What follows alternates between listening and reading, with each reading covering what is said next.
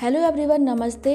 तो इस वीडियो में मैं आप लोगों को बताने वाली हूँ कुछ ऐसे खाने पीने की चीज़ के बारे में जिसको खाने से कि आपको तुरंत लेबर पेन शुरू हो सकता है।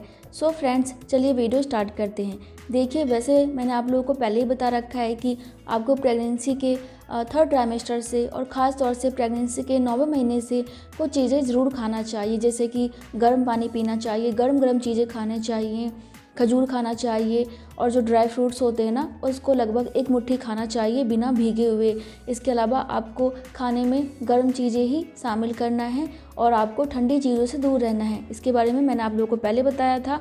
इसके अलावा मैंने आपको ये भी कहा था कि आप सीढ़ियों पे चढ़ उतर सकते हैं, एक्सरसाइज कर सकते हैं, टहल सकते हैं, तो इनसे आपको बहुत जल्दी लेबर पेन आता है, यानी कि टाइम पे लेबर पेन आता है। लेकिन अगर आपकी प्रेगनेंसी का 39 वीक ख़त्म हो चुका है और आपको अभी तक भी लेबर पेन नहीं आया है, तो आप कुछ चीज़ें खा के लेबर पेन ला सकती हैं। तो चलिए जान लेते हैं कि वो कौन कौन सी चीज़ें हैं। तो सबसे पहला है अनानास। देखिए, अनानास में ब्रोमलिन नामक एक एंजाइम होता है जो कि आपके गर्भाशय ग्रीवा को मुलायम कर देता है, जिससे गर्भाशय में प्रसव के लिए संकुचन शुरू हो जाता है, जिसको कि हम लेबर पेन कहते हैं ना, कॉन्ट्रैक्शन, वो स्टार्ट हो जाता है। तो आप अनानास खा सकती हैं और आप अनानास का स्लाइस भी खा सकते हैं। दिन में आप 2 बार 2 स्लाइस खाइए तो आपको ज़रूर फ़ायदा मिलेगा। ज़्यादा आपको नहीं खाना है, ठीक है। दूसरा है अरंडी का तेल, यानी कि कैस्टर ऑयल। कैस्टर ऑयल को भी लेबर पेन लाने के लिए बहुत ही ज़्यादा महत्वपूर्ण माना जाता है और बहुत सारे डॉक्टर भी आपको लेबर पे लाने के लिए अरंडी का तेल देते हैं। लेकिन देखिए, अगर आप बहुत ज़्यादा अरंडी का तेल ले लेते हैं तो ऐसे में आपको उल्टी वगैरह हो सकती है, दस्त वगैरह हो सकता है। इसलिए आपको ज़्यादा नहीं लेना। 24 घंटे में आपको 1 से 2 चम्मच लेना है, इससे ज़्यादा नहीं लेना।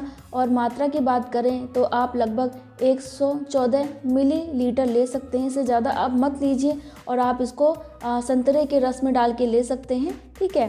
तो दिन में आप 1 चम्मच सुबह, 1 चम्मच शाम में ले लीजिए और देखिए कि लेबर पेन आ रहा है या फिर नहीं। इसके बाद जो तीसरा है वो है पपीता। अगर आप प्रेगनेंसी के 39 वीक या 40 वीक में कच्चा पपीता खाते हैं तो इससे भी लेबर पेन आने के चांसेस होते हैं, क्योंकि कच्चा पपीता में लेटेक्स होता है जो कि आपके गर्भाशय संकुचन को उत्तेजित कर देता है। आपने सुना होगा कि प्रेगनेंसी के दौरान आपको पपीता नहीं खाना चाहिए, इसीलिए क्योंकि पपीता खाने से गर्भपात हो जाता है, क्योंकि पपीता में लेटेक्स होता है जो कि गर्भाशय में संकुचन उत्पन्न कर सकता है।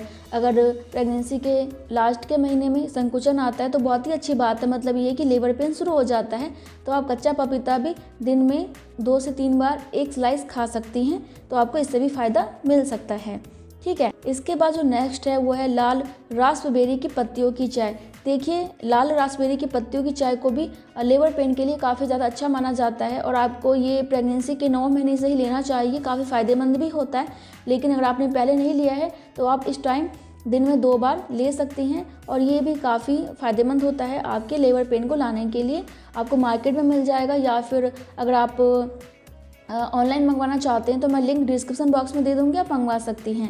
इसके बाद देखिए, जो नेक्स्ट है वो है मसालेदार भोजन।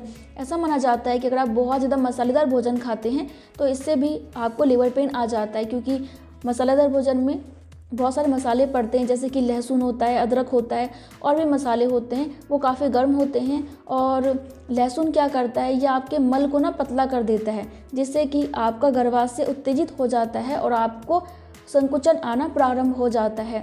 इसलिए आप मसालेदार भोजन खा सकती हैं। लेकिन ध्यान रखिए, अगर आपको बहुत ज़्यादा पेट से संबंधित प्रॉब्लम है, जैसे कि गैस बन रहा है, आपको कब्ज़ की समस्या बहुत ज़्यादा है, एसिडिटी की समस्या है, सीने में जलन की समस्या है, तो ऐसे में आपको ज़्यादा मसालेदार भोजन नहीं खाना है। अगर नहीं है तो आप एक बार खा के देख लीजिए, ठीक है। बाकी देखिए, इसके अलावा और भी बहुत सारी चीज़ें होती हैं, जैसे कि हल्दी वाला दूध, तो आप हल्दी वाला दूध पी सकती हैं। बहुत सारे लोग दूध में घी डाल के पीते हैं, तो आप हल्का फुल्का दूध में घी डाल के भी पी सकती हैं। इसके अलावा आपको तिल वाला लड्डू खाना चाहिए, ये भी गर्म होता है, तो ये भी आपके लिए फ़ायदेमंद हो सकता है। अजवाइन के लड्डू खा सकते हैं, ये भी फ़ायदेमंद हो सकता है। बहुत सारे लोग अजवाइन के लड्डू और तिल के लड्डू प्रेगनेंसी के 9वें महीने से ही खाना शुरू कर देते हैं। ड्राई फ्रूट्स के लड्डू खाना शुरू कर देते हैं ताकि लेबर पेन आए, क्योंकि ये गर्म होते हैं और टाइम पे लेबर पेन लाने के लिए काफ़ी ज़्यादा मददगार हो सकते हैं। तो आप इनमें से कोई सा लड्डू भी बना के खा सकती हैं। इसके अलावा एक बात का ध्यान रखिए कि प्रेगनेंसी के 9वें महीने में आपको ठंडा पानी नहीं पीना, ठंडी चीज़ें नहीं खानी, ये आपके लेबर पेन को रोक देते हैं और टाइम पे लेबर पेन नहीं आने देते। इसलिए आप गर्म चीज़ें खाइए, गुनगुना पानी पीजिए और सर्दी के मौसम में आपको गर्म पानी पीना चाहिए, ज़्यादा गर्म नहीं लेकिन गर्म पानी पीजिए। एक तो आपको जल्दी से सर्दी जुकाम नहीं होगा और आपके लिए काफ़ी फ़ायदेमंद साबित होगा टाइम पे लेबर पेन लाने के लिए। अगर आपको लेबर पेन नहीं आ रहा है तो आप इनमें से कुछ चीज़ें खा सकते हैं, सभी को एक साथ मत खाइए। आज आप अनानास खा के देख लीजिए, एक दिन के बाद आप अरंडी का तेल लेके देख लीजिए। ऐसा नहीं होना चाहिए कि एक साथ बैठ के आप सभी चीज़ को खाएंगे, तो ऐसे में आपको प्रॉब्लम भी हो सकती है। एक टाइम में एक ही चीज़ ट्राई कीजिए, तब भी अगर आपको लेबर पेन नहीं आता है तो फिर आपको डॉक्टर के पास जाना चाहिए। बाकी बच्चे 42 वीक तक होते हैं तो मैं आपको ये सलाह दूंगी कि अपनी ड्यू डेट तक यानी कि 40वें सप्ताह तक इंतजार कीजिए। अगर आपको तब भी लेबर पेन नहीं आता है तो डॉक्टर से बात कीजिए और उनसे पूछने के बाद आप इनमें से कोई सा भी चीज़ ट्राई कर सकती हैं, तो आपको लेबर पेन आ जाएगा। तब भी नहीं आता है तो डॉक्टर आपको आर्टिफिशियल लेबर पेन दे देंगी, इससे आपको लेबर पेन आना शुरू हो जाएगा। और मान लीजिए कि कोई ऐसी प्रॉब्लम हो गई है जिसकी वजह से कि आपको लेबर पेन नहीं आएगा, तो फिर आप कुछ भी कर लीजिए, लेबर पेन नहीं आएगा। तो फिर आपको डॉक्टर जैसा कहती हैं आप उनके हिसाब से ही चलिए, ठीक है। तो बाकी वीडियो पसंद आया तो लाइक कर दीजिएगा। मैं मिलती हूँ नेक्स्ट वीडियो में, तब तक के लिए bye bye, thank you so much, नमस्ते, टेक केयर।